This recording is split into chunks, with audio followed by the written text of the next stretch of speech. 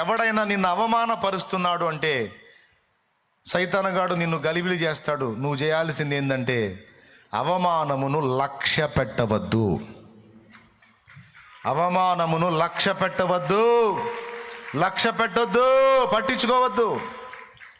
దాన్ని దులిపివేయి.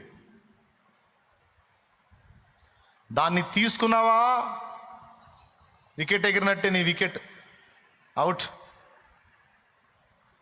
అవమానం ఎదురైందా, ఛాలెంజ్గా తీసుకో, ఛాలెంజ్గా తీసుకో, సవాల్గా తీసుకో, రోషం తెచ్చుకో.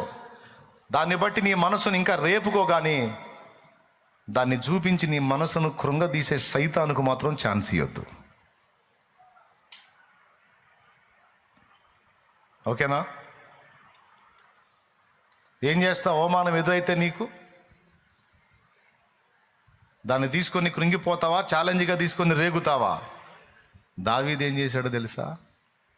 తన అన్న తనను అవమానపరిచి నలుగురిలో మాట్లాడిన మాట, పెద్దన్న ఏలియాబు పలికిన మాట, నీ గర్వము, నీ హృదయపు చెడుతనం నాకు తెలుసురా, యుద్ధం చూడటానికేగా నువ్వు వచ్చింది అని నలుగురిలో పట్టుకొని అట్ట మాట్లాడితే తమ్ముడికి అవమానం కదా.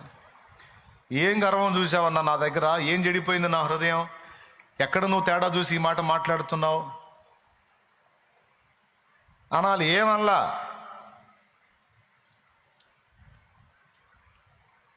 ఏమనలా. ఏమంటిని? నిన్ను మాట మాత్రము కదా పలికి తిని, ఏం చేశాను, నేనేం పోయానా ఏంది, ఊరక నువ్వు అనవసరంగా టెన్షన్ పడి మాట్లాడతావు అని అక్కడ ఆ మాట అని పక్కకు వచ్చి దాన్ని దులిపేసి మళ్ళా ఇంకొక దగ్గరికి పోయి అదే ప్రకారము పలికెను అన్నాడు. అంటే కృంగిపోయాడా, లేకపోతే రోషం తెచ్చుకున్నాడా? దయచేసి చెప్పండి నోరు తెరిచి. మరి ఈరోజు కొంతమంది ఎందుకు, నాకు అక్కడ అవమానం ఎదురైంది, నాకు ఇక్కడ అవమానం ఎదురైంది, నాకు అలా అవమానం ఎదురైంది, నాకు ఇలా అవమానం ఎదురైంది, నేను ఎందుకు బతికుండాలి, నేను చచ్చిపోతే పోయింది కదా అని మీ హృదయంలో మీరు ఎందుకు ఆలోచించుకొనుచున్నారు? మీ మనస్సులో మీరు ఎందుకు ఆలోచించుకుంటున్నారు? నువ్వేం ఆలోచిస్తున్నావో పరిశుద్ధాత్మకు తెలియదా?